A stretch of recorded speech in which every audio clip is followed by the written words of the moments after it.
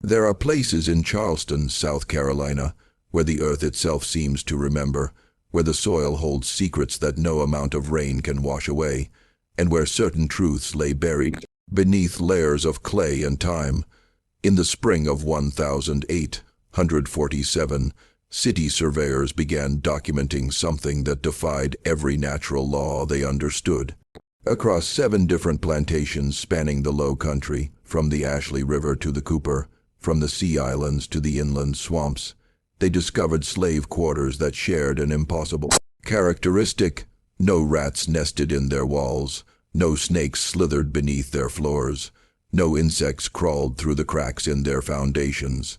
The structures stood empty of vermin, as if nature itself had drawn a boundary that no creature would cross. The surveyors noted this peculiarity in their official reports, but those documents were quietly filed away, stamped with a seal that read, "Administrative Review Pending," and never saw public light.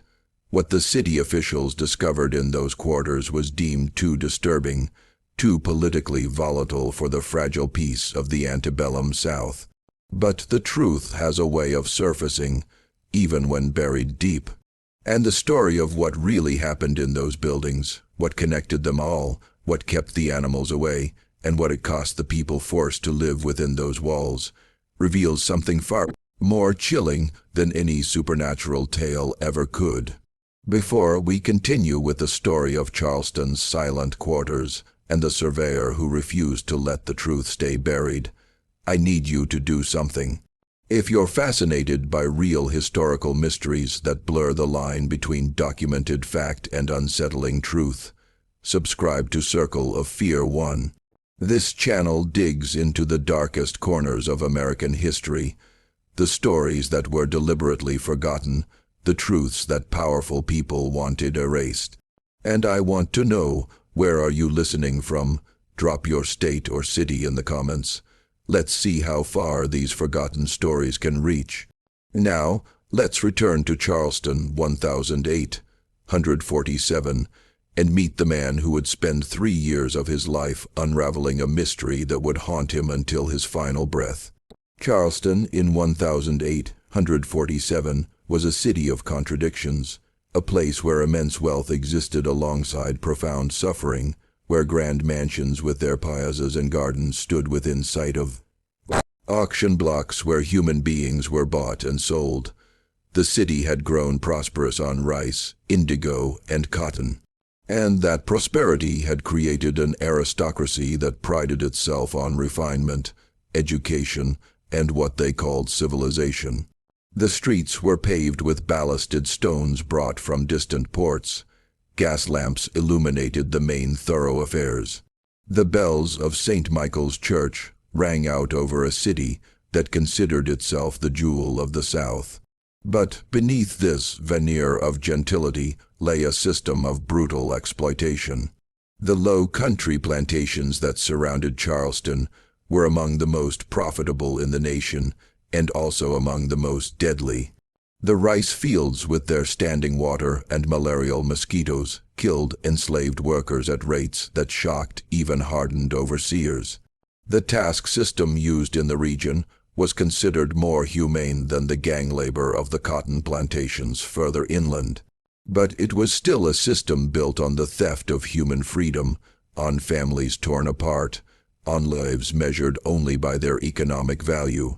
Into this world came Elias Vance, a surveyor and civil engineer from Philadelphia.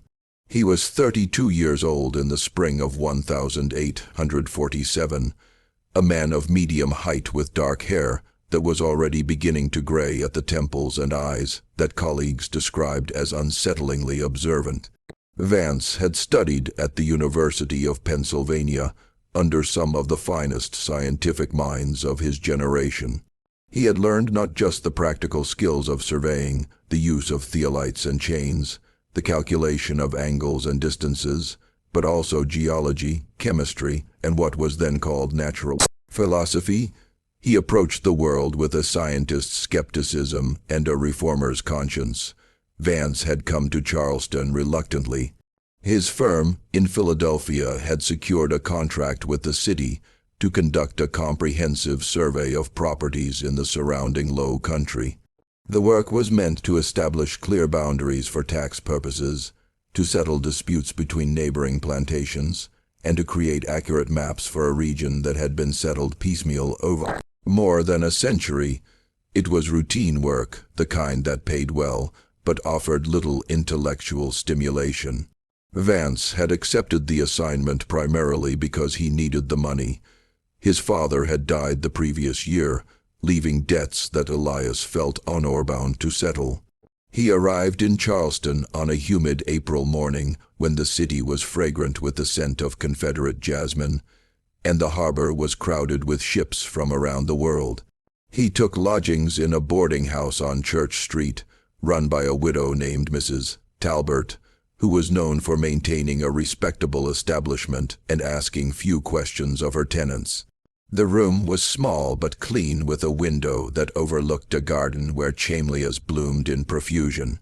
Vance's first weeks in Charleston were spent in the city offices, reviewing existing property records and maps. The documents were a mess, some dating back to the original colonial land grants, others hastily drawn during property transfers, many contradicting each other in significant ways. He quickly realized that the survey would take far longer than his firm had estimated. But he was a methodical man, and he set about organizing the chaos with the same careful attention he brought to all his work. It was during this preliminary research that he first encountered mention of the silent quarters. The reference appeared in a report filed by a city health inspector named Thomas Gadsden in 143. Gadsden had been investigating an outbreak of fever on several plantations, and had noted almost as an aside that certain slave quarters seemed to be remarkably free of the usual vermin and pestilence. He had attributed this to superior construction, or perhaps the particular composition of the soil, but had not investigated further. The comment was buried in a lengthy report filled with statistics about mortality rates and recommendations for drainage improvements. Vance might have overlooked it entirely, except that he found two more references in subsequent years. Another inspector had noted the same phenomenon at a different plantation. Then a surveyor's report from 146 mentioned that the slave quarters at the Middleton plantation had no evidence of rat infestation, unlike every other structure on the property. Each time the observation was treated as a curiosity, nothing more, but Vance's scientific training had taught him to pay attention to patterns, to anomalies that repeated themselves. And there was something about these reports that troubled him. In his experience, slave quarters were invariably infested with vermin. The structures were poorly built with gaps in the walls and floors that provided easy access for rats and snakes. The inhabitants had few resources to fight infestations. Food scraps and waste attracted pests. It was one of the many cruelties of the system that people were forced to live in conditions that would have been considered intolerable for livestock. So, how could multiple quarters across different plantations be free of vermin? What could possibly explain such a consistent anomaly? Vance decided to investigate. It would mean deviating from his assigned work, spending time on something that had no bearing on property boundaries or tax assessments. But his curiosity was aroused, and he had never been good at ignoring questions that demanded answers. He began by requesting permission to visit the plantations mentioned in the reports. This proved more difficult than he had anticipated. Plantation owners in the Charleston Low Country were suspicious of outsiders, particularly Northerners, particularly those who asked too many questions about the living conditions of enslaved people. The political tensions between North and South were already running high in 147. The Mexican-American War was underway, and the question of whether new territories would permit slavery was inflaming passions on both sides. Abolition was a word that could end a conversation or start a fight, but Vance had his official credentials as a surveyor, and he framed his requests in terms of his assigned work. He needed to survey property boundaries, he explained, and that required walking the entire extent of each plantation, including the areas where the quarters were located. Most owners granted permission, though often with conditions. He was to be accompanied by an overseer. He was not to speak with the enslaved people. He was to conduct his work quickly and leave. The first plantation he visited was called Riverside, located about 15 miles up the Ashley River from Charleston. It was a rice plantation, one of the most profitable in the region, owned by a man named Nathaniel Drayton. The main house was a magnificent structure of brick and stucco, surrounded by live oaks, draped with Spanish moss. The rice fields stretched for hundreds of acres, divided by a complex system of dikes and canals that allowed the fields to be flooded and drained according to the needs of the crop. The slave quarters at Riverside were located about a quarter-mile from the main house, a row of small wooden structures that housed nearly 200 people. Vance was accompanied by the plantation's head overseer, a man named Cyrus Hall, who made no effort to hide his contempt for the surveyor's interest in the Negro houses. "They're just shacks," Hall said as they walked toward the quarters. "Built cheap, fall apart every few years. We put up new ones, nothing special about them." But as they approached, Vance noticed something that made him slow his pace. The quarters were indeed crude structures, single-room buildings with palmetto-thatched roofs and walls made of rough honeyed boards. But they were silent in a way that seemed unnatural. There were no sounds of scurrying in the walls, no rustle of movement beneath the floors, and more striking still, there were no snakes sunning themselves on the wooden steps, no rat droppings visible in the dirt around the foundations. Vance asked permission to enter one of the quarters. Holt shrugged and opened the door to a building that was currently unoccupied. Its inhabitants were in the fields. The interior was dim and spare. A few rough pallets on the floor, a small fireplace, some cooking implements. The air smelled of smoke and sweat, and the particular mustiness of old wood, but there was no evidence of vermin. No holes gnawed in the walls, no nests in the corners, no snake skins shed in the rafters. "You see," Hall said, "nothing here. Can we get on with the real work?" But Vance was examining the walls, running his hands over the rough boards. And then he noticed something. The gaps between the boards had been filled with a gray clay packed in tightly to seal the cracks. This was not unusual in itself. Many structures used clay chinking to keep out drafts and rain. But this clay had a particular texture, almost greasy to the touch, and a faint smell that he couldn't quite identify. Something mineral, something that reminded him of the smell of a blacksmith's forge. "Where did this clay come from?" he asked. Hall looked at him as if he'd asked the color of the sky. "From the ground, I expect. There's clay all over this property. The Negroes dig it up and use it for chinking, for making bricks, for whatever they need. But from where specifically? Which part of the property?" Bolt's expression shifted from contempt to irritation. "How the hell should I know? You'd have to ask them, and I'm not about to waste my time translating questions about dirt." Vance made a note in his surveying book. Then he asked if he could take a sample of the clay. Holt shrugged again. What possible interest could a surveyor have in clay? And Vance carefully scraped some of material into a small glass vial he carried for soil samples. Over the next 3 weeks, Vance visited 6 more plantations where the reports had mentioned quarters free of vermin. Each time he found the same thing, structures that were silent and empty of pests and walls that had been chinked with a particular gray clay. The clay was always the same, that greasy texture, that faint metallic smell, and each time he asked about its source, he received vague answers. It came from somewhere on the property. The enslaved people knew where to find it. The overseers and owners had never paid attention to such details, but Vance was beginning to form a hypothesis. The clay was keeping the vermin away. Something in its composition, some mineral content, some chemical property was acting a natural repellent. It was an interesting discovery from a scientific standpoint, but it raised troubling questions.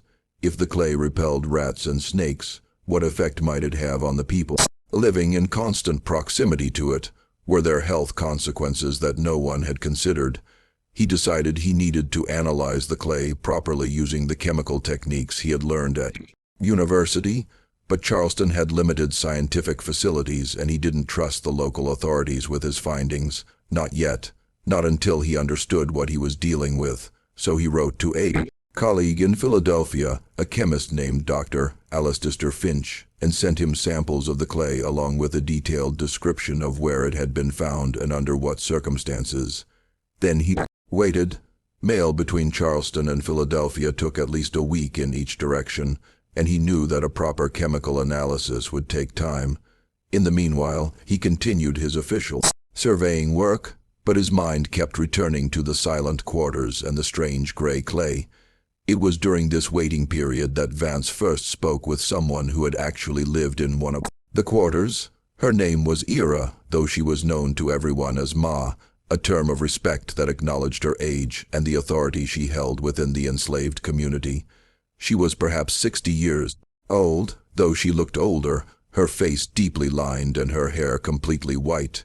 She had been born into slavery on one of the Sea Island plantations and had spent her entire life in the low country.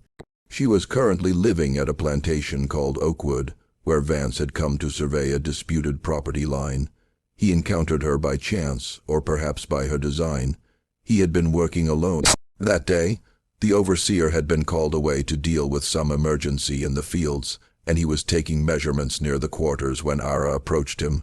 She moved slowly, leaning on a walking stick, but her eyes were sharp and assessing. "You the man been asking about the quiet houses?" she said. It was not a question. Vance was startled. He had been careful to frame his inquiries in neutral terms to avoid drawing attention to his real interest.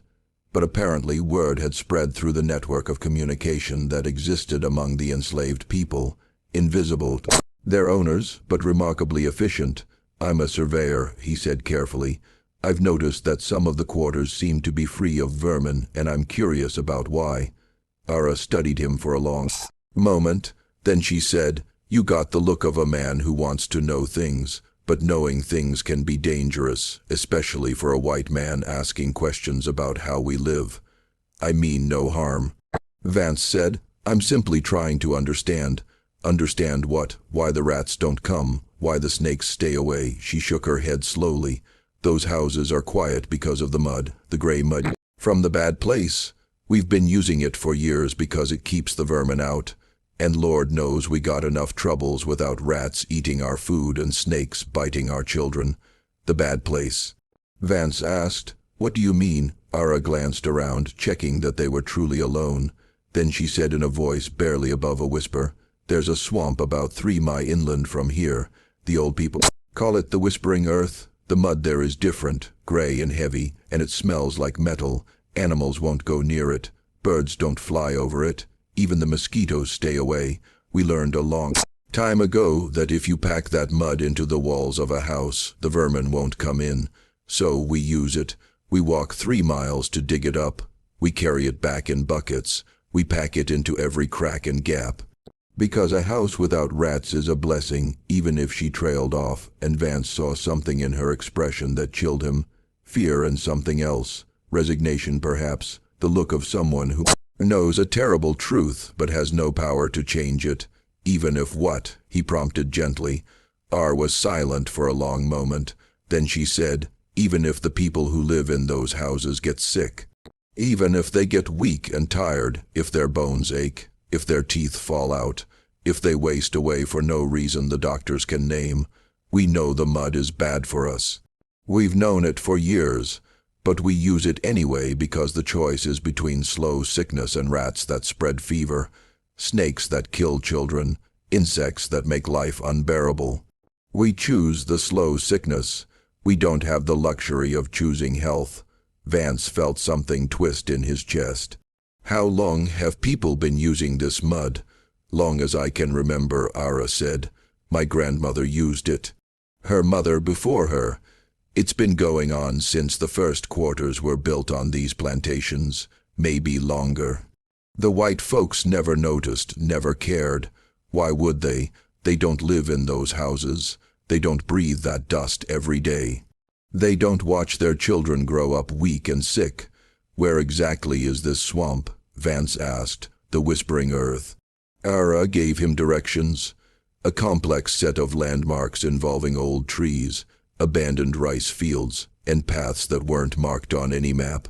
Then she said, "You going to go there?" "Yes," Vance said. "I need to see it for myself. I need to understand what's in that mud." "And then what?" Ara asked. "Say you figure it out. Say you learn that the mud is poison, that it's been killing us slow for generations.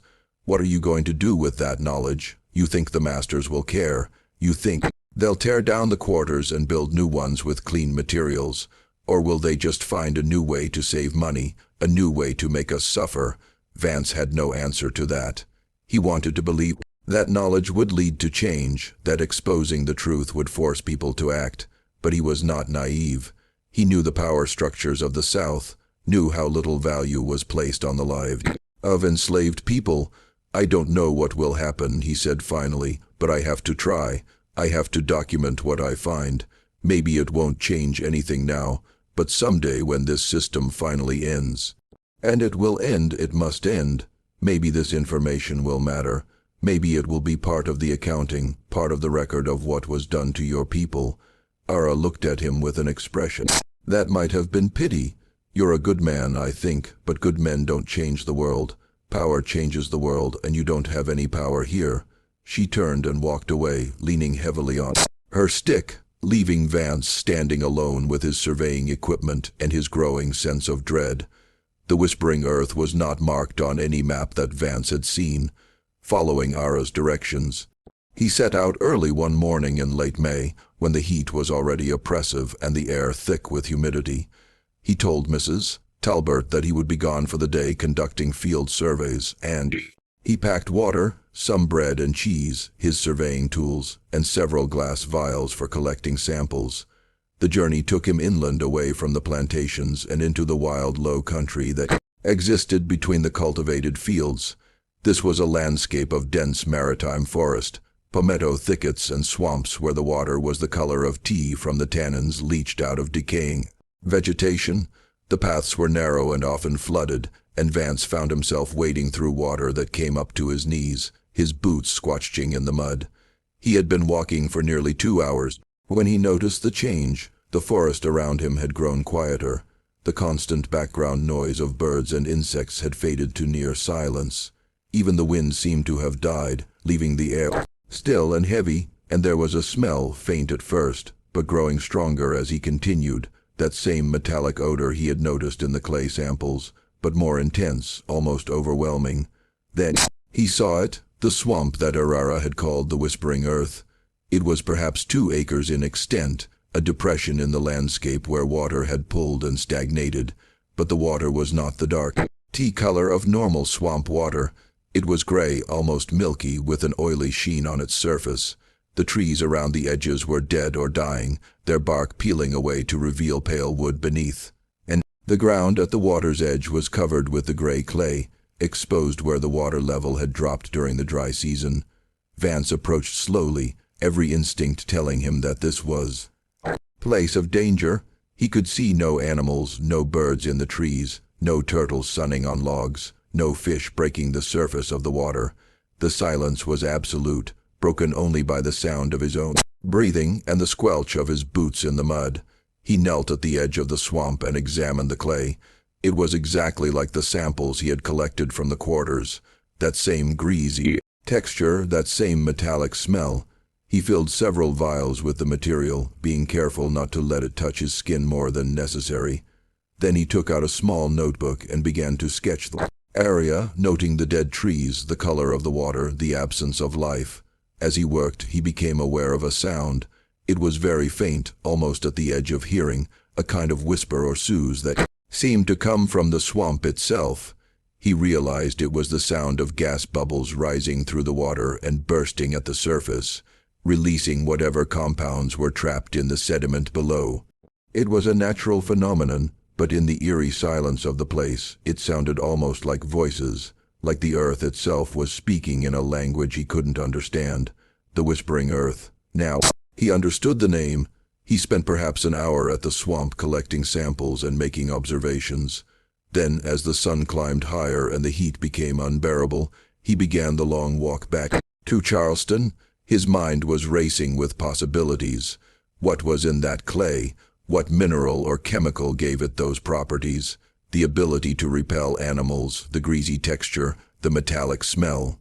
And most importantly, what effect did it have on human health? He thought of Ara's words. The people who live in those houses get sick. They get weak and tired. Their bones ache. Their teeth fall out. Those were symptoms of something, some kind of poisoning or deficiency.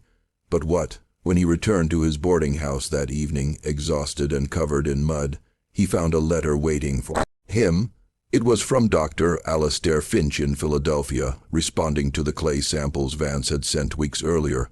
Vance tore open the envelope with shaking hands and read, "My dear Vance, I have completed my analysis of the clay samples you sent, and I must confess that the results are both fascinating and deeply troubling.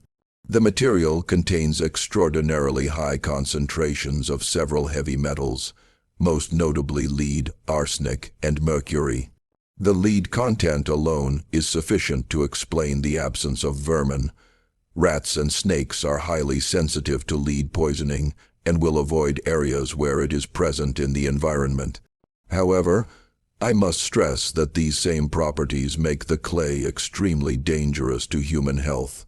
Chronic exposure to lead causes a constellation of symptoms including fatigue, weakness, abdominal pain, cognitive impairment, and in severe cases, death. Arsenic and mercury have similar effects. If people are living in structures where this clay has been used extensively, they are essentially being poisoned slowly over the course of years or decades. The source of these metals is likely geological. There must be some mineral deposit in the area where the clay is found that is leaching these compounds into the soil and water. Such deposits are not uncommon in coastal regions, but they are usually avoided for habitation precisely because of their toxic properties. I urge you to bring this matter to the attention of the relevant authorities immediately. If what you describe is accurate, that this clay has been used in the construction of housing for enslaved people across multiple plantations, then we are looking at a public health crisis of significant proportions. Please write to me with any further developments. I remain your colleague and friend, Dr. Alistair Finch. Vance read the letter 3 times, his hands trembling. He had suspected that the clay was harmful, but the reality was worse than he had imagined. Lead, arsenic, mercury, these were poisons, pure and simple, and people had been living with them, breathing the dust touching the walls for generations. He thought of the children growing up in those quarters, their developing brains and bodies exposed to neurotoxins from their first breath.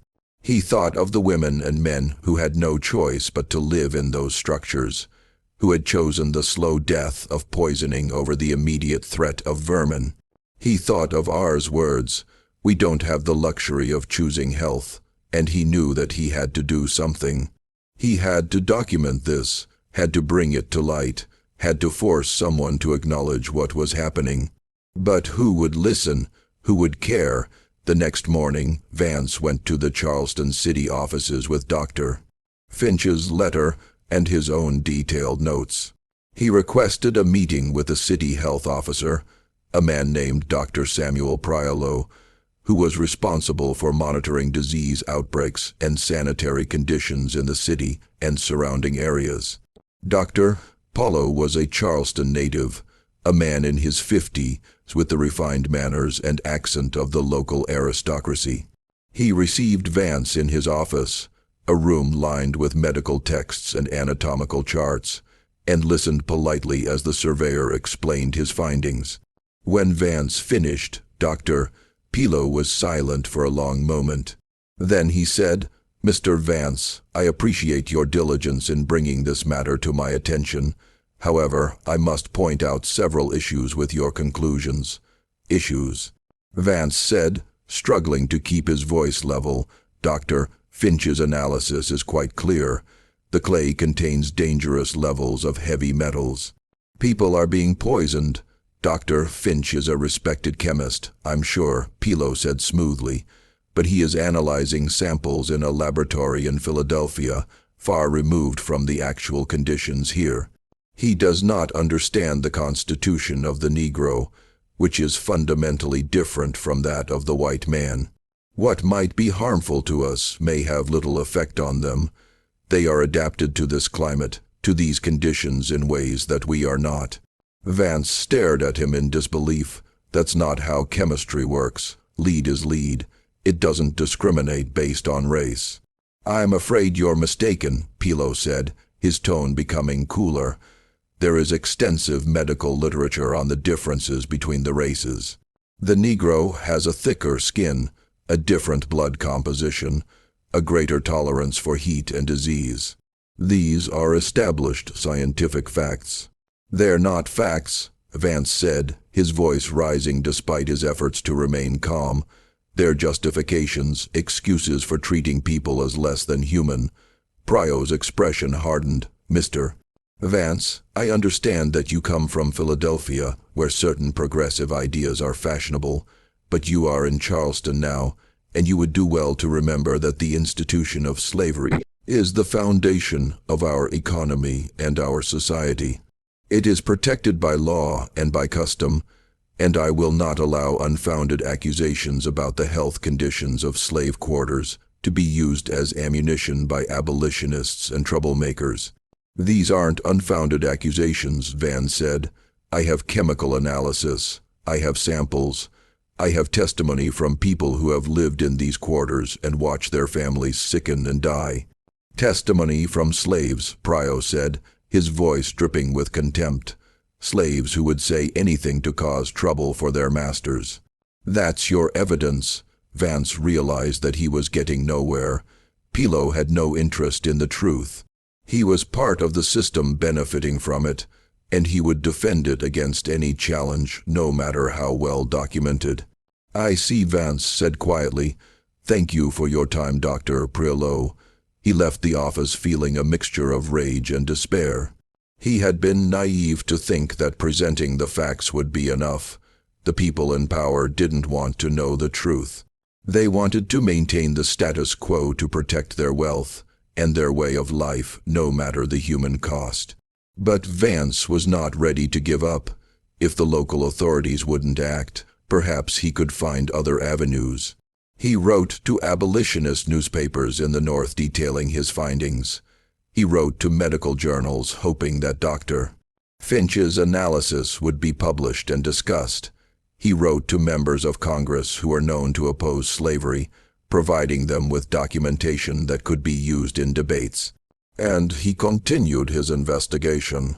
If he was going to expose this crime, and he had come to think of it as a crime, a deliberate poisoning of innocent people, then he needed more than just chemical analysis. He needed to document the human cost to show the world what this poisoning looked like in real terms. He began visiting plantations again, but this time he sought out the enslaved people themselves, speaking to them when overseers weren't watching, asking about their health, their families, their experiences living in the quarters. It was dangerous work. If he was caught, he could be run off the plantations or worse. But he was driven by a sense of moral urgency that overrode his caution. What he learned was heartbreaking. Story after story of children who had died young, of adults who had lost their strength and vitality in their 30s, of mysterious ailments that doctors couldn't explain or treat. He heard about the chronic pain that many people suffered, the weakness in their limbs, the confusion and memory loss that came over them. He heard about miscarriages and stillbirths, about children born with deformities or develop mental delays. And in every case, the pattern was the same. The symptoms were worst in people who had lived their entire lives in quarters chinked with the gray clay. Those who had been moved to different quarters, or who had spent time away from the plantations, often showed some improvement. It was a clear dose-response relationship, exactly what you would expect from chronic poisoning. Vance documented everything meticulously. He created charts showing the correlation between time spent in the contaminated quarters and the severity of symptoms. He collected testimonies, though he had to be careful about how he recorded them. He couldn't use real names, couldn't identify specific plantations because that would put his informants at risk of retaliation. As the summer of 1847 turned to fall, Vance became increasingly consumed by his investigation. He neglected his official surveying work, spending his days tracking down leads and his nights writing up his findings. Mrs. Talbert began to worry about him. He was losing weight, sleeping poorly, becoming withdrawn and obsessive, and he was being watched. He didn't realize it at first, but the plantation owners had taken note of his activities. A northern surveyor who spent too much time talking to slaves, who asked too many questions about their living conditions, who seemed to have an agenda beyond his official duties. This was suspicious, potentially dangerous. In October, Vance received a visit from a man named Richard Wentworth, who introduced himself as a representative of the Charleston Planters Association. Wentworth was in his 40s, impeccably dressed with the easy confidence of someone accustomed to power. "Mr. Vance," he said, settling into a chair in the boarding house parlor, "I understand you've been conducting some kind of investigation into the slave quarters on various plantations." "I'm a surveyor," Vance said carefully. "I'm conducting the survey I was contracted to do." "Come now," Wentworth said with a thin smile. "Let's not play games. We know you've been asking questions about health conditions, collecting samples of building materials, corresponding with abolitionists in the North. We know you've been speaking with slaves without permission from their owners. These are serious matters, Mr. Vance." "I've discovered a serious public health issue," Vance said. "The clay being used in the construction of slave quarters contains dangerous levels of heavy metals. People are being poisoned, so I've heard," Wentworth said, "and I'm here to tell you that your investigation is over. You will cease all inquiries into this matter. You will destroy any documents you've created, and you will leave Charleston within the week." "I will do no such thing," Vance said, his voice shaking with anger. "What's happening here is a crime. People are dying because of negligence and greed. People are dying because they are slaves." Wentworth said flatly, "They are property, Mr. Vance.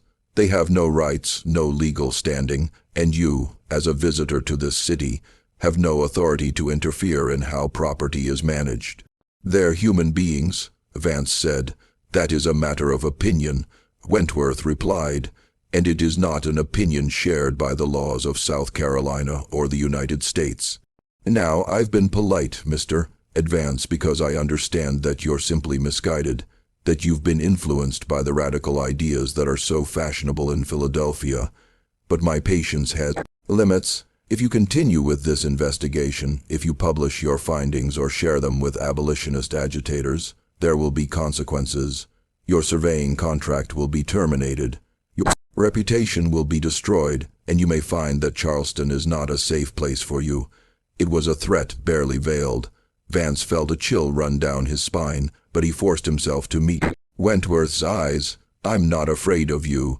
"Then you're a fool," Wentworth said. He stood, adjusting his coat. "You have 1 week, Mr. Vance. I suggest you use it wisely." After Wentworth left, Vance sat alone in the parlor, his mind racing. He was in danger, that much was clear, but he couldn't simply abandon his investigation, couldn't let this crime go unexposed. He thought of Ara, of all the people he had spoken with, of the children growing up in those poisoned quarters.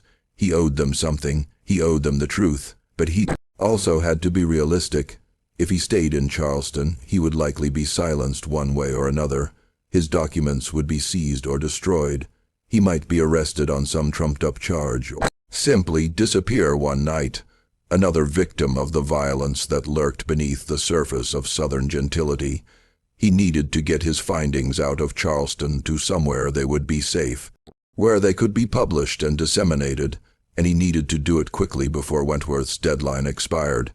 He spent the next 3 days working frantically, making multiple copies of all his documents, his notes, his maps, his chemical analyses, his testimonies. He packed them into several parcels, addressing them to different people: Dr. Finch in Philadelphia, an abolitionist newspaper editor in Boston, a congressman in Washington. He took the parcels to different post offices and shipping companies, spreading them out so that if one was intercepted, the others might still get through. Then, on the 6th day after Wentworth's visit, he left Charleston. He told Mrs. Talbert that he was going to Savannah for a few days to consult with colleagues. He took only a small bag with him, leaving most of his possessions behind, and he boarded a northbound train, watching the city recede into the distance with a mixture of relief and regret. He had failed to change anything. In Charleston, the quarters would continue to poison their inhabitants. The plantation owners would continue to profit from their suffering. The authorities would continue to look the other way. But he had documented the truth, and someday he believed that truth would matter. Vance returned to Philadelphia in November of 1847, physically and emotionally exhausted. He had lost nearly 20 lb during his time in Charleston, and he suffered from nightmares that left him gasping awake in the darkness, his sheets soaked with sweat. In his dreams, he walked through endless rows of silent quarters, their walls oozing with gray clay, while ghostly figures watched him with accusing eyes. Dr. Finch was shocked by his friend's appearance. "My God, Elias," he said when they met at a coffee house near the university, "what happened to you down there?" Vance told him everything: the investigation, the discoveries, the threats, the flight from Charleston. Finch listened with growing horror. "We have to publish this," Finch said when Vance finished. "We have to get this information out to the public." "I've tried," Vance said wearily.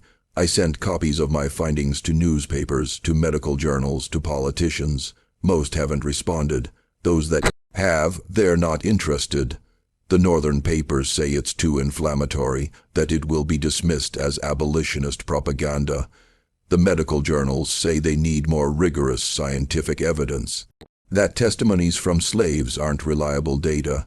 The politicians say they can't act without official reports from local authorities, and we both know those authorities will never acknowledge the problem. So what do we do?" Finch asked. "I don't know," Vance admitted. "I feel like I'm shouting into a void. I have the truth.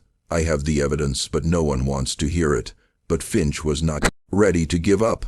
He was a member of the American Philosophical Society, one of the oldest and most prestigious scientific organizations in the country. He proposed that Vance present his findings at one of the society's meetings, framing it as a case study in environmental toxicology rather than a political statement about slavery. Vance agreed, though he was skeptical about what it would accomplish. He spent the next several weeks preparing a formal presentation complete with chemical analyses, maps, and statistical data. He deliberately downplayed the human element, focusing instead on the scientific aspects: the composition of the clay, the mechanism by which heavy metals leach into the environment, the dose-response relationships in chronic poisoning. The presentation took place on a cold evening in January of 1848. The audience consisted of about 30 people: professors, physicians, chemists, and other members of the scientific community. Vance spoke for nearly an hour, his voice steady despite his nervousness, presenting his findings with the same careful precision he had used in his surveying work. When he finished, there was a long silence. Then the question began: "How can you be certain that the symptoms you describe are caused by the clay and not by other factors?" one physician asked. "Slaves live in conditions of extreme hardship. They suffer from malnutrition, overwork, exposure to disease. Any of these could explain the health problems you observed." "I accounted for those factors," Vance said. "I compared health outcomes between people living in quarters with the contaminated clay and those living in quarters without it, controlling for other variables as much as possible. The correlation is clear and consistent, but your sample size is Small, another scientist objected, and your data collection methods were informal, shall we say. You relied heavily on anecdotal reports rather than systematic medical examinations. I worked with resources I had, Vance said, trying to keep the frustration out of his voice. I couldn't exactly conduct controlled experiments on human subjects, but the chemical analysis is solid. Dr. Finch can attest to that. The clay contains dangerous levels of lead, arsenic, and mercury. That's not anecdotal, that's measurable, reproducible fact. No one is disputing the chemical analysis. A third man said. This was Dr. Morton, a prominent physician and anthropologist. But I think you're making a logical leap that isn't supported by the evidence. You're assuming that what is toxic to white Europeans is equally toxic to Africans. But there is substantial evidence that different races have different physiological responses to environmental factors. The Negro Constitution may be more resistant to these metals than our own. Vance felt his temper rising. That's pseudoscientific nonsense, he said sharply. Lead poisoning doesn't discriminate by race. The mechanism is the same regardless of skin color. I'm afraid you're allowing your political sympathies to cloud your scientific judgment. Dr. Morton said coldly, this presentation has been less about toxicology and more about abolitionist propaganda. The meeting dissolved into argument after that, with some members defending Vance's work and others attacking it. In the end, the society declined to publish his findings in the proceedings, citing insufficient scientific rigor and political bias. Vance left the meeting feeling defeated, even here among people who prided themselves on their commitment to reason and evidence. The truth was being rejected because it was inconvenient, because it challenged assumptions about race and slavery that were deeply embedded in American society. But there was one person in the audience who had listened carefully and believed. Her name was Catherine Hartwell, and she was the daughter of a wealthy Philadelphia merchant who had made his fortune in shipping. Catherine was 26 years old, unmarried by choice, and deeply involved in the abolitionist movement. She had attended the presentation because she was interested in anything that might provide ammunition against slavery, and she had been riveted by Vance's testimony. She approached him after the meeting, introducing herself and asking if they could speak privately. They met the next day at her family townhouse, a grand building on Rittenhouse Square. Mr. Vance, she said once they were settled in the parlor, I believe your findings are important, and I want to help you get them published, but I think you've been going about it the wrong way. What do you mean? Vance asked. You've been trying to present this as a purely scientific matter, Catherine said. But it's not. It's a moral matter, a political matter. The reason people are rejecting your work isn't because the science is flawed. It's because accepting your conclusions would require them to acknowledge that slavery is even more monstrous than they already know it to be. And most people, even those who consider themselves enlightened, aren't ready to do that. So, what do you suggest? Vance asked. Stop trying to convince scientists and politicians, Catherine said. Go directly to the public. Tell your story in a way that makes people feel the horror of what you discovered. Make them see the human cost, not just the chemical formulas. I tried that, Vance said. The newspapers won't publish it. The mainstream newspapers won't, Catherine agreed. But there are abolitionist publications that will, and there are lecture circuits, speaking tours. People will pay to hear first-hand accounts of the evils of slavery. You could reach thousands of people that way. Vance was hesitant. He was not a natural public speaker, and the idea of turning his investigation into a kind of performance made him uncomfortable. But Catherine was persuasive, and he was desperate to do something, anything, to make his work matter. Over the next several months, with Catherine's help and connections, Vance began speaking at abolitionist meetings and churches throughout Pennsylvania and New York. He told the story of the silent quarters, of the gray clay, and the slow poisoning of the people who had no choice but to live in those toxic structures. He showed his maps and his chemical analyses. He read excerpts from the testimonies he had collected, being careful to protect the identities of those who had spoken to him. The response was powerful. Audiences were horrified and outraged. Some people wept openly as Vance described the children growing up in those quarters, their bodies and minds damaged by toxins they couldn't see or understand. Others shouted demands for justice, for action, for an end to the system that allowed such atrocities. But Vance also faced hostility. At several events, pro-slavery agitators disrupted his talks, shouting him down or threatening violence. He received anonymous letters calling him a liar, a traitor, a race mixer.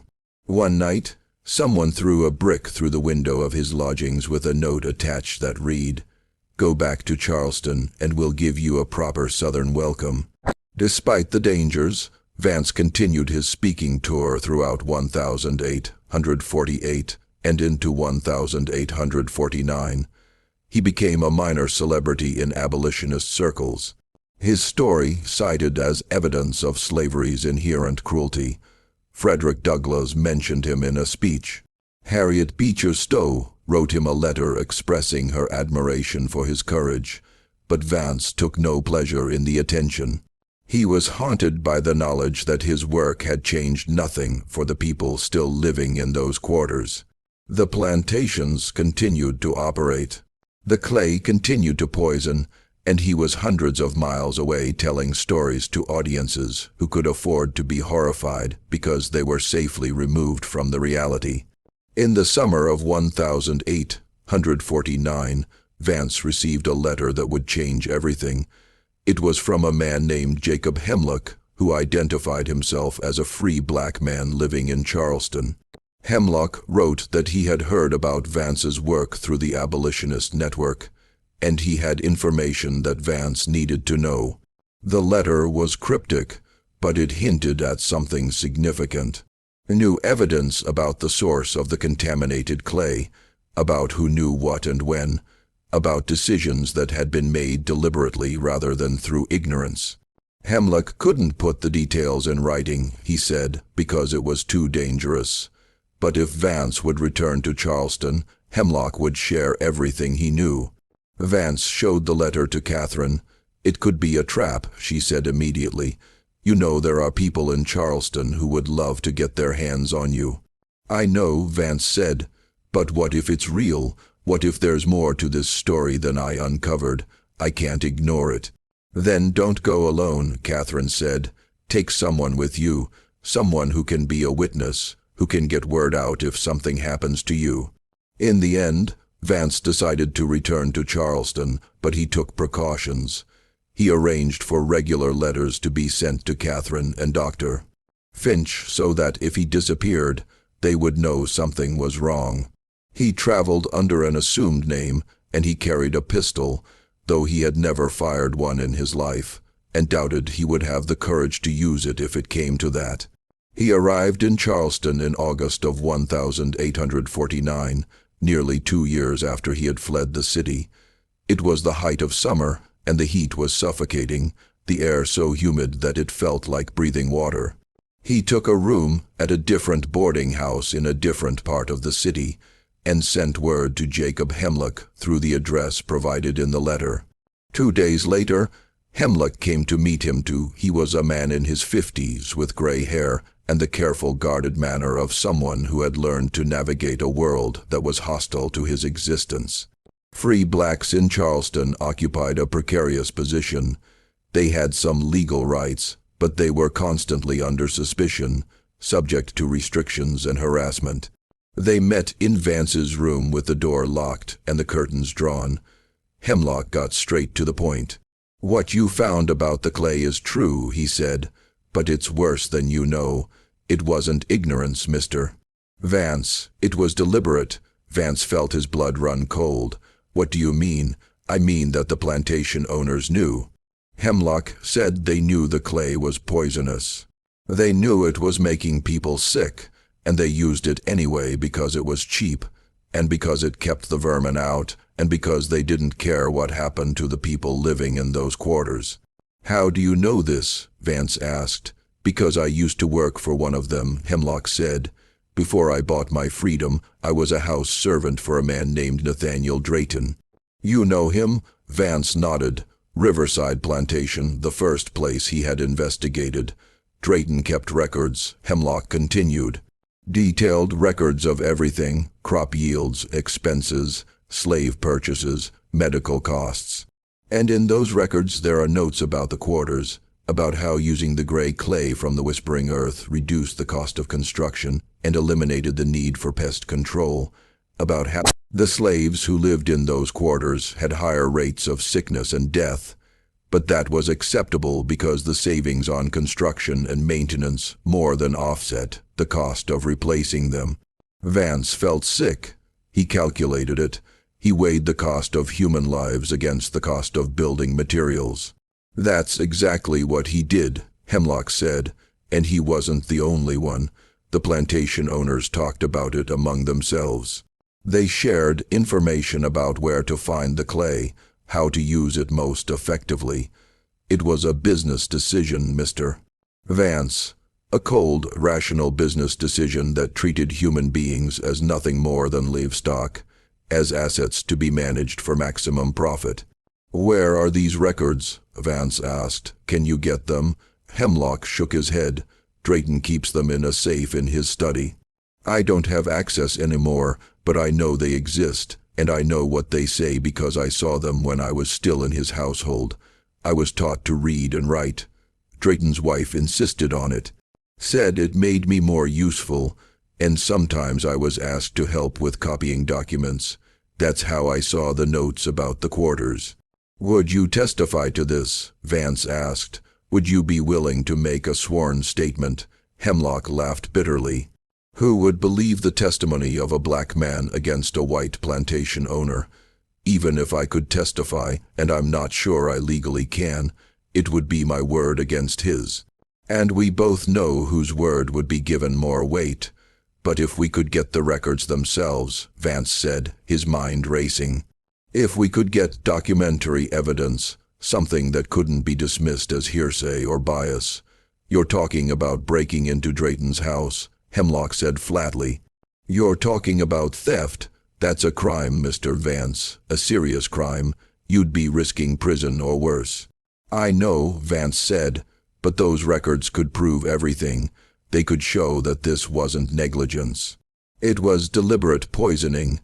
That could change the whole conversation about slavery, could provide legal grounds for prosecution. Or it could get you killed, Hemlock said, and me too for helping you. They sat in silence for a long moment.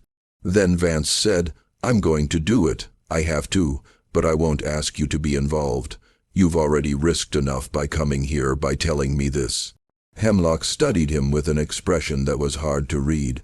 Then he said, You're a fool, Mr. Vance, but you're a brave fool.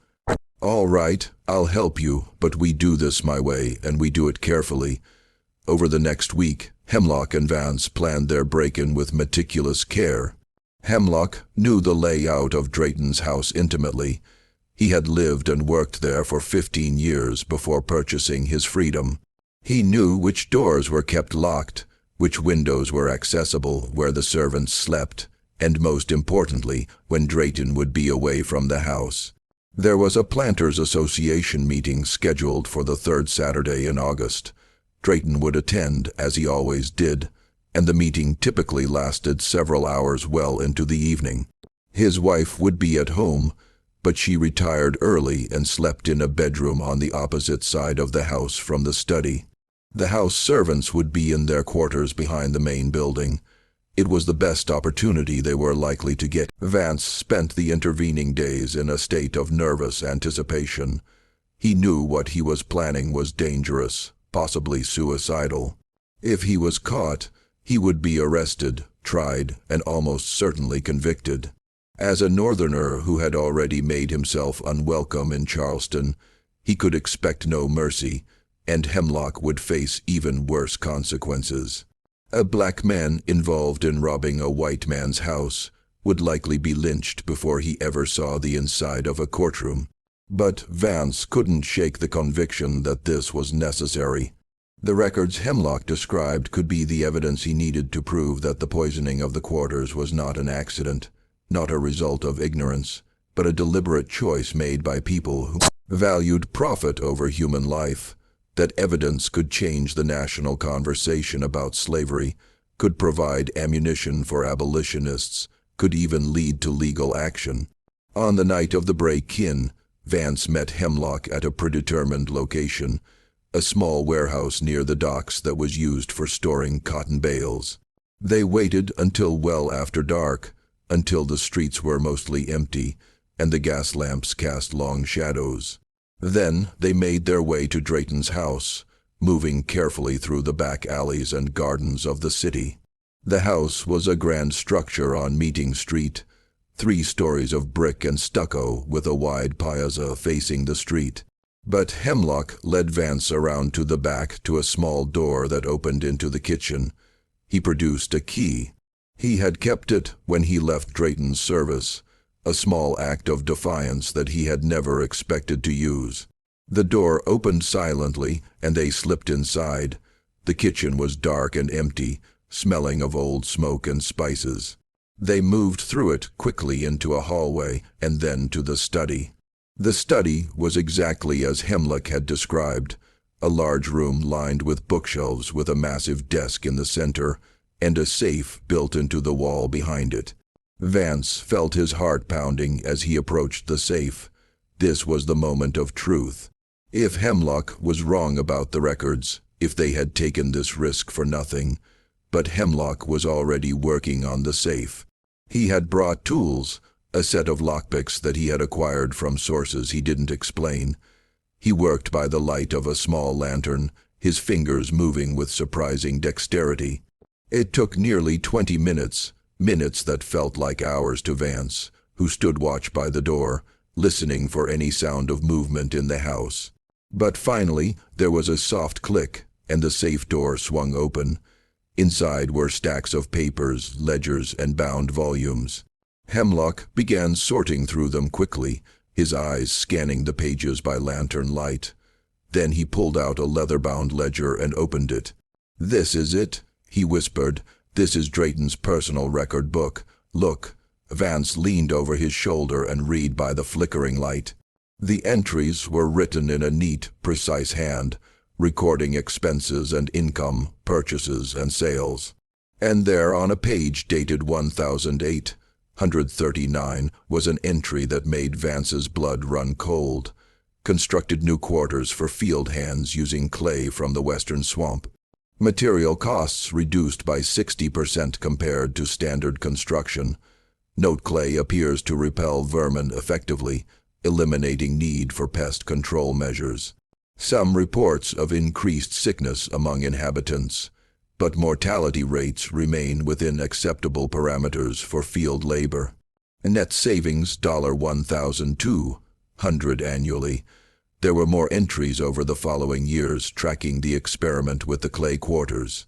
Drayton had noted the health effects, the weakness, the bone pain, the cognitive decline, but he had framed them purely in economic terms.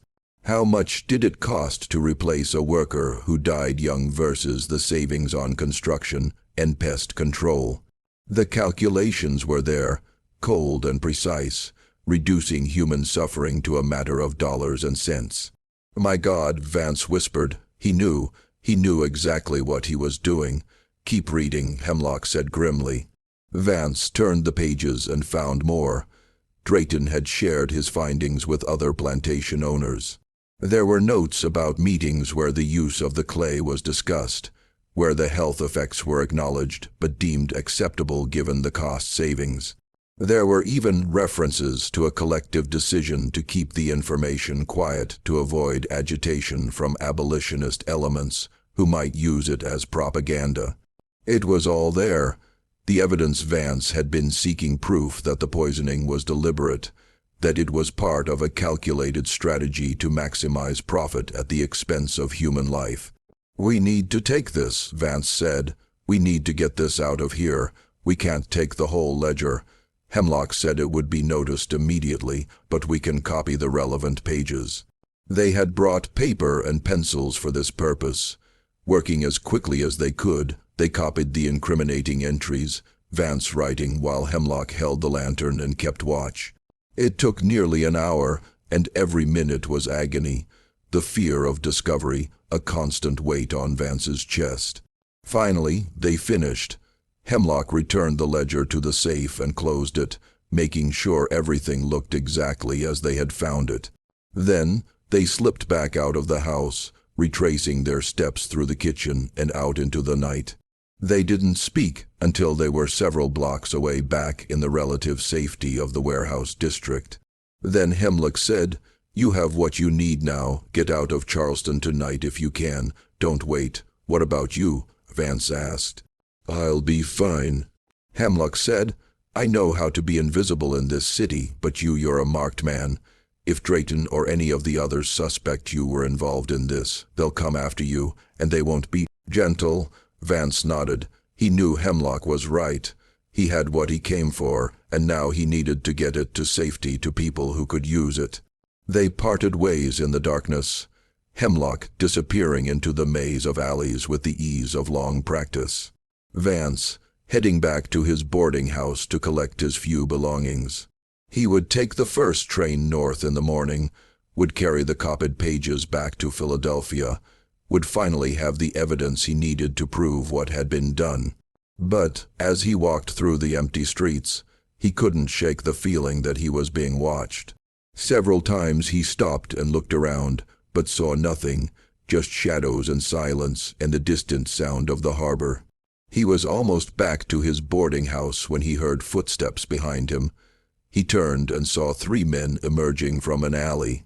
They were rough-looking, the kind of men who did the dirty work that gentlemen didn't want to soil their hands with. "Mr. Vance," one of them said, "we've been looking for you." Vance's hand went to the pistol in his coat pocket, but he knew it was useless. He was outnumbered, and he had never been a fighter. "What do you want?" he asked, trying to keep his voice steady. "Mr. Wentworth wants to have a word with you," the man said, "about your activities tonight, about your visit to a certain house on Meeting Street." Vance felt his stomach drop. They knew somehow they had known he was in Charleston, had been watching him, had seen him break into Drayton's house. "I don't know what you're talking about," he said. "Don't play stupid." The man said, "You're coming with us now." They grabbed him before he could react. Strong hands gripping his arms, dragging him back into the alley. He tried to struggle, tried to shout, but a hand clamped over his mouth, and then something hit him hard on the back of the head, and the world went dark. Vance woke to pain and darkness. His head throbbed where he had been struck, and his hands were bound behind his back. He was lying on a hard floor, and the air smelled of mold and stagnant water. He tried to move and found that his ankles were also tied. Gradually, his eyes adjusted to the darkness. He was in some kind of cellar or basement with stone walls and a low ceiling. A thin line of light showed beneath a door at the top of a short flight of stairs. He had no idea how long he had been unconscious. Hours, a full day. His mouth was dry and his body etched from lying on the cold stone. Then he heard footsteps above and the door opened. Light flooded down the stairs, blinding him. Momentarily, 2 figures descended. Richard Wentworth and another man Vance didn't recognize. "Mr. Vance," Wentworth said, his voice cold and precise. "I warned you what would happen if you returned to Charleston. I told you there would be consequences, but you didn't listen." "Where am I?" Vance asked, his voice. "Somewhere no one will find you," Wentworth said. "Somewhere we can have a private conversation about what you stole from Mr. to Drayton's house." "I didn't steal anything," Vance said. "Don't lie." Wentworth said, "We know you broke into the house. We know you accessed the safe. We know you copied documents. The question is, what did you do with those copies?" Vance said nothing. The papers were in his coat pocket, or at least they had been. He had no idea if his captives had already searched him and found them. Wentworth seemed to read his thoughts. He reached into his own coat and pulled out the folded sheets of paper that Vance had so carefully copied. Looking for these, Vance's heart sank. All that risk, all that effort, and now the evidence was in the hands of the very people it incriminated. These are very interesting, Wentworth continued, unfolding the papers and scanning them. Very damaging if they were to become public. Proof that Mr. Drayton and others knowingly used toxic materials in the construction of slave quarters. Proof that they calculated the cost of human life against the cost of building materials. This could cause quite a scandal, Mr. Vance. It could even lead to legal action, though I doubt any court in South Carolina would convict a white man based on the testimony of slaves. Then why do you care? Vance asked. If you're so confident that nothing will come of it, because I don't want the hassle, Wentworth said. I don't want northern newspapers running stories about the horrors of slavery and using these documents as evidence. I don't want abolitionist agitators waving these papers at rallies and demanding justice. It's bad for business, Mr. Vance. It creates instability, and instability is expensive. So what are you going to do? Vance asked. Kill me. That depends on you, Wentworth said. If you cooperate, if you tell me who else knows about this, who you've shared information with, then perhaps we can come to an arrangement. Perhaps you can leave Charleston alive and return to Philadelphia with a warning to keep your mouth shut. And if I don't cooperate, Wentworth smiled, but there was no warmth in it, then you'll disappear. People disappear in Charleston all the time, Mr. Vance. The harbor is deep and the currents are strong. No one will ever find your body. Vance felt a cold terror settle over him. He believed Wentworth absolutely. This man had the power and the ruthlessness to make him vanish without a trace. But he also knew that cooperating would be pointless. Even if he told Wentworth everything about Dr. Finch, about Catherine Hartwell, about the abolitionist networks he had contacted, it wouldn't save him. Wentworth would kill him anyway to eliminate the risk. I have nothing to say to you, Vance said. Wentworth's expression hardened. Very well, I gave you a chance. He turned to the other man. Make him talk. Use whatever methods you deem necessary, but keep him alive for now. I want to know everyone he's been in contact with. The other man nodded and pulled out a knife. Vance felt his breath catch in his throat. He had never been tortured, had never even been in a serious fight. He had no idea if he would have the strength to resist, to protect the people who had helped him. But before the man could approach, there was a sound from above, a loud crash followed by shouting. Wentworth and his companion froze, looking up at the ceiling. What the hell? Wentworth started to say, but then the door at the top of the stairs burst open and men poured down into the cellar. It took Vance a moment to process what was happening. The men were armed and they were moving with military precision. They grabbed Wentworth and his companion, forcing them to the ground, securing their hands behind their backs, and then Vance saw a familiar face. Jacob Hemlock, followed by two other men, one of whom was carrying a lantern. Mr. Vance, Hemlock said, kneeling beside him and cutting the ropes that bound his hands and feet. Are you all right? How did you? Vance started to say, but Hemlock cut him off. No time for explanations. We need to get you out of here. Can you walk? Vance nodded, though his legs were shaky as Hemlock helped him to his feet. They climbed the stairs and emerged into what appeared to be an abandoned warehouse near the docks. The men who had rescued him were a mix of free blacks and white abolitionists, all armed and all looking grim. We've been watching Wentworth, Hemlock explained as they hurried out of the warehouse and into the night. We knew he was looking for you, knew he had men searching the city. When they grabbed you, we followed. We couldn't intervene immediately. There were too many of them, and we needed to wait for reinforcements. But we got here in time. The papers, Vance said. Wentworth has the papers. We got them back, Hemlock said, patting his coat pocket. Everything you copied is safe. They made their way through the dark streets to the docks where a small boat was waiting. This will take you to a ship that's leaving for Philadelphia tonight, Hemlock said. You'll be safe once you're on board. What about you? Vance asked. What about Wentworth? He'll come after you. Let him try, Hemlock said. We have friends in this city, Mr. Vance, more than you know, and we're tired of being silent. We're tired of watching people suffer and die, while men like Wentworth and Drayton profit from their misery. Your investigation, your courage, it's inspired people. It's shown us that the truth matters, that it's worth fighting for. But the risk, Vance started to say. We've been living with risk our whole lives. Hemlock said, this is just another kind. Now go get those papers to Philadelphia, publish them, tell the world what you found. Make sure that what happened here is never forgotten. Vance wanted to say more, wanted to thank Hemlock properly, but there was no time. The boat was waiting, and every minute he stayed in Charleston was another minute of danger.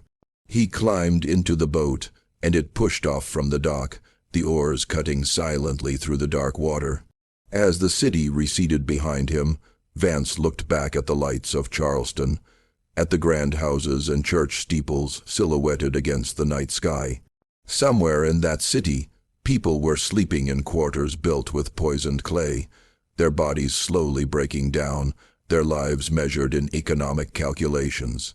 And somewhere in that city, men like Wentworth and Drayton were sleeping peacefully, secure in their wealth and power, confident that they would never face consequences for what they had done. But Vance had the evidence now. He had the proof, and he would make sure the world knew. Vance arrived back in Philadelphia in early September of 1849, exhausted but triumphant. He immediately contacted Dr. Finch and Catherine Hartwell, showing them the copied pages from Drayton's ledger. Their reactions mirrored his own horror and outrage. "This is it," Catherine said, her eyes blazing as she read the entries. "This is the evidence we needed. This proves that the poisoning was deliberate, that it was part of a calculated business strategy. This changes everything." Over the next several weeks, they worked to get the documents published. It was not easy. Many newspapers were still reluctant to run such inflammatory material, fearing backlash from Southern interests or accusations of abolitionist bias.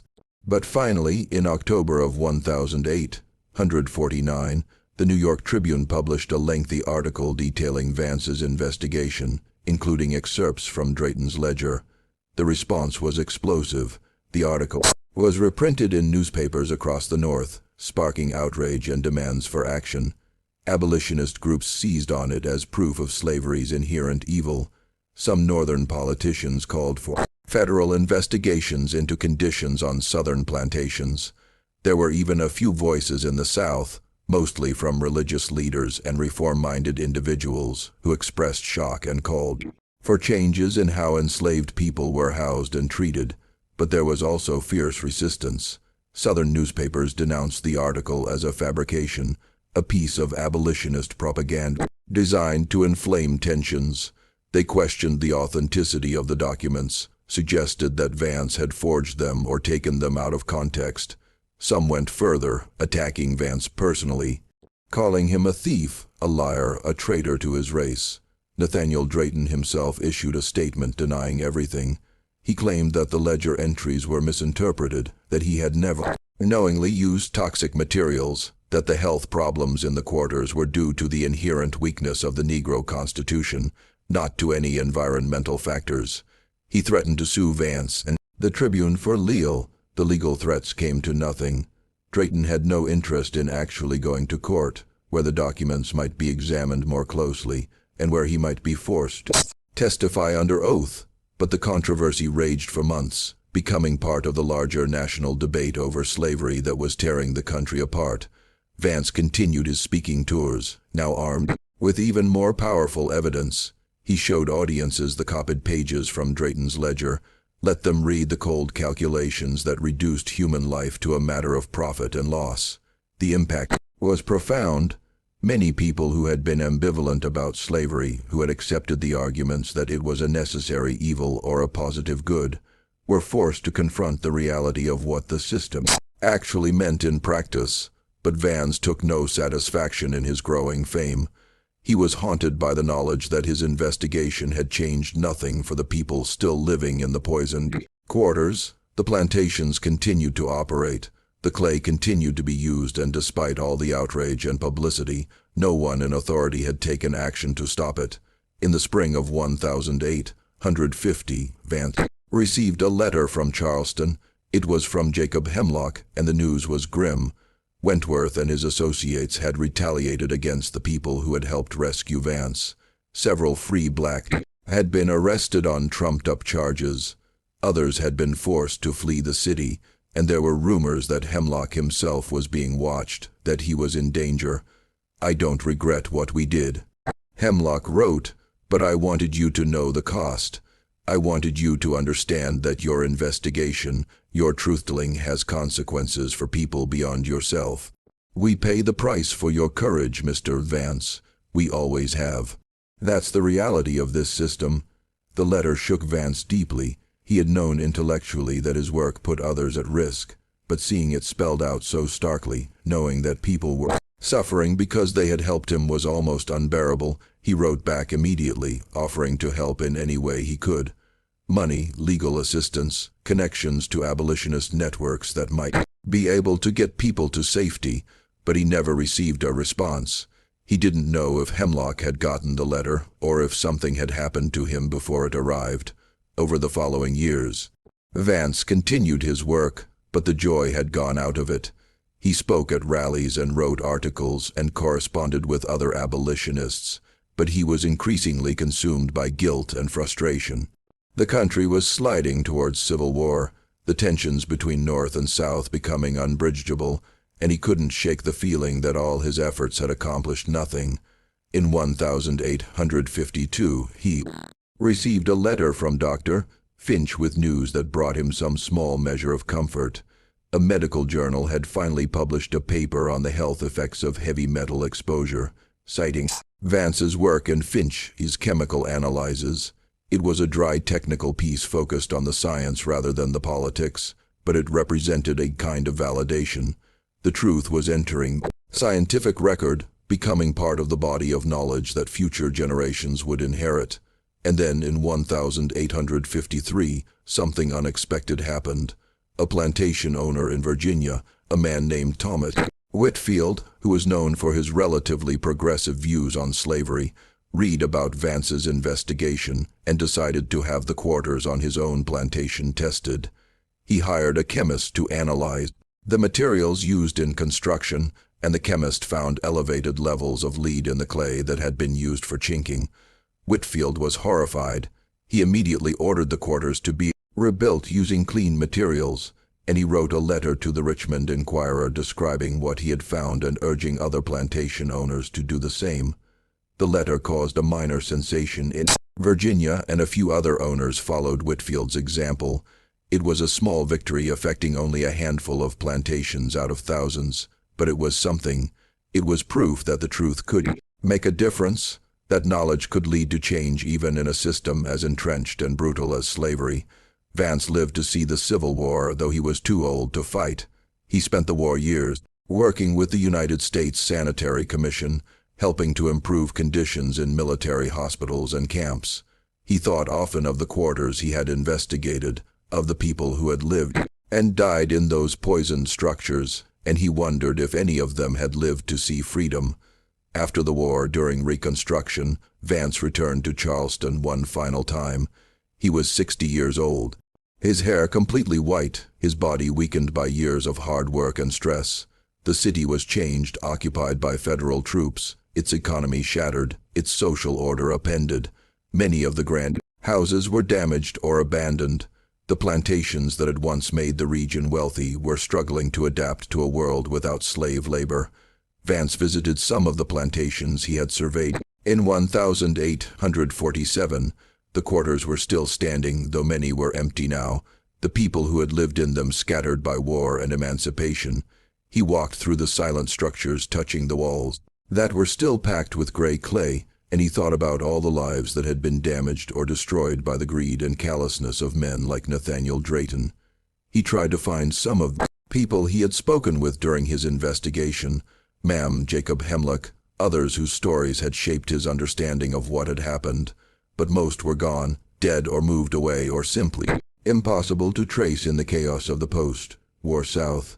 He did find one person, though, a woman named Sarah, who had been a child living in one of the contaminated quarters when Vance first came to Charleston. She was in her 30s now, living in a small house in the city, working as a seamstress. She remembered him, or rather, she remembered the stories about the northern surveyor who had asked questions about the quarters, who had tried to expose the truth. Did it help? She asked him. All your work, all your investigating, did it change anything? Vance wanted to say yes. He wanted to tell her that his work had mattered, that it had saved lives, that it had brought justice, but he couldn't lie to her. I don't know, he said honestly. Some people listened, some things changed, but not enough. Not nearly enough? Sarah nodded as if she had expected that answer. My mother died when I was 12, she said. She got sick the way so many people did in those quarters. She wasted away, got weaker and weaker until one day she just didn't wake up. I always wondered why her, why so many others. And then I heard about your investigation, about the poison in the walls, and I understood. I'm sorry, Vance said. I'm so sorry I couldn't do more. You did what you could, Sarah said. You told the truth. That matters, even if it didn't change everything, because now we know. Now it's part of the record, and maybe someday when people look back at this time, they'll understand what was done to us. They'll understand the full cost of slavery, not just the whips and chains, but the slow poisoning, the deliberate cruelty, the way our lives were calculated in dollars and cents. Vance left Charleston for the last time in the fall of 1865, carrying with him Sarah's words and the weight of all the stories he had collected over the years. He returned to Philadelphia and spent his remaining years writing a comprehensive account of his investigation, documenting everything he had learned about the silent quarters and the gray clay and the men who had knowingly poisoned the people in their power. The manuscript was published in 1871, 2 years before Vance's death. It was not a bestseller. By then, the country was tired of hearing about the horrors of slavery, eager to move on and rebuild. But it found an audience among historians and reformers, people who believed that past needed to be remembered and understood, not forgotten. And in the decades that followed, as scholars began to seriously study the history of slavery and its effects, Vance's work became an important source. His meticulous documentation, his chemical analyses, his testimonies, all of it contributed to a growing understanding of the full scope of the system's cruelty. The silent quarter, the fronth door EMOELES, gradually disappeared. Some were torn down during Reconstruction. Others simply collapsed from neglect, their poisoned walls crumbling back into the earth. The whispering earth, the swamp, where the gray clay had been harvested, was eventually drained and filled in, its toxic sediments buried under layers of clean soil. But the story survived. It survived in Vance's writings, in records he had so carefully preserved, in the memories of the people who had lived through it. And it served as a reminder, a dark, troubling reminder of what human beings are capable of. When they value profit over life, when they see other people not as fellow humans, but as resources to be exploited and discarded. The mystery of the silent quarters, of the buildings where no rats or snakes would enter, had been solved. The answer was not supernatural, not mysterious in any mystical sense. It was brutally, terribly simple. The quarters were poisoned, deliberately poisoned by men who knew exactly what they were doing and did it anyway because it saved them money. That was the truth that Elias Vance had uncovered. That was the truth he had spent years of his life documenting and fighting to expose. And that was the truth that even now, more than a century and a half later, still has the power to shock and horrify anyone who learns it, because it forces us to confront uncomfortable reality, that the worst horrors are not the work of monsters or demons, but of ordinary people making rational calculations. People who can look at suffering and death and see only numbers on a ledger. People who can sleep peacefully at night, knowing that their comfort and wealth are built on the slow poisoning of other human beings. That is the real horror of the silent quarters. Not that they were haunted, but that they were not. Not that they were the work of some evil supernatural force, but that they were the work of men. Men who kept careful records, who attended church on Sundays, who considered themselves civilized and moral, and who nonetheless chose profit over human life again and again and again. What do you think of this story? Do you believe everything was revealed? The truth about Charleston's silent quarters is now part of the historical record, preserved in archives and academic studies. But there are still questions that may never be fully answered. How many people died because of the poisoned clay? How many children grew up with damaged bodies and minds? How many plantation owners knew the truth and chose to ignore it, leave your comment below with your thoughts.